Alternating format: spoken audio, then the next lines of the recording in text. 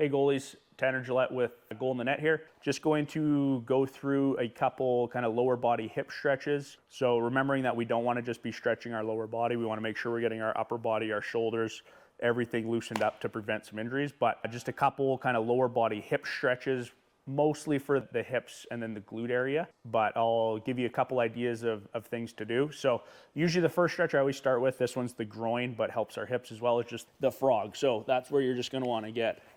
We do this with our pads all the time. Just get down there, play around with spreading your feet, get those hips. So you can hold it static. You can rotate your hips kind of internally and externally, getting all those points. That would be the first stretch that I would start with, usually playing around with it, you know, for minute, couple minutes, not necessarily static holding, but still just kind of moving in and out of it, getting things feeling good. The next one I usually like to do is just in a quadruped position. So I usually cross my legs, and then from there, I'll do it the other way. So I'm just gonna be shifting into my hip area here. So everything will be set, my spine, my head will be in neutral, and then I'm just gonna shift in.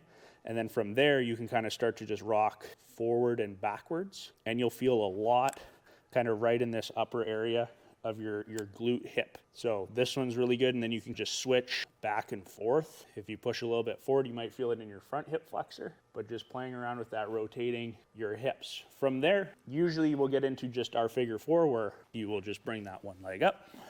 This would be your pigeon, and then you could be dropping that hip down, and then you can be sinking in and holding. If you're getting more flexible, you can drop down. Make sure we're not arching your back. You want to be maintaining your spine positioning and making sure that you're sinking into the right area. So you'll actually gain more flexibility by doing things correctly versus trying to force something or trying to do it where your body's contorting in a way that it's not meant to. From there, I usually like to just get into the front hip flexor. So we'll be getting into our split kneeling. Now we're gonna be targeting the front, where you can shift in. A good way to do this is you wanna rotate your pelvis in. So that will be squeezing your core, engaging, and then you can kind of shift forward. So my glute is activated. It's not just kind of loose. I'm not just flaring out with my spine, losing that. Everything's locked. Pelvis is turned in, and then I'm shifting into that. So I don't have to shift very far to start feeling a stretch in my hip flexor and then into my quad. You can do that static, or you can start to add some movements where we're coming up. You can do somewhere where you're shifting in into the side,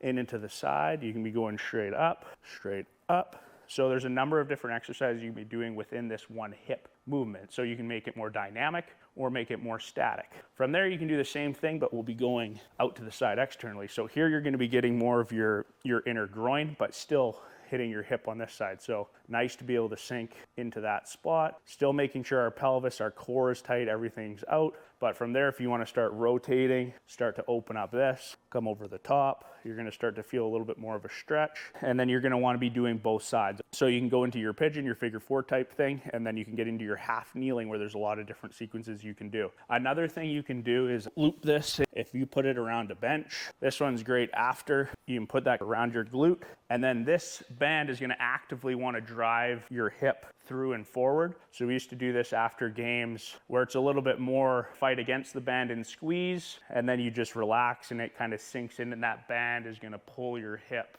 through. That worked great. These bands are relatively cheap to buy, and you can utilize at home or part of your warm-up. The next hip movement I'd like to get into and show is just going to be your 90-90 position. Here, you're going to have your leg making that 90, and then your back leg is going to be making that 90. So this is going to be, make sure, again, we're not bailing out and relaxing with our torso. You want to keep everything nice and high. So from here, I can just either drive my knee straight in, and that'll be a nice, you'll feel that whole thing start to engage. Hold that for 5 seconds, relax, and then you can kind of lean into it. So again, I'm not just bending over, you wanna be leaning at your waist. So my spine is still straight up and down.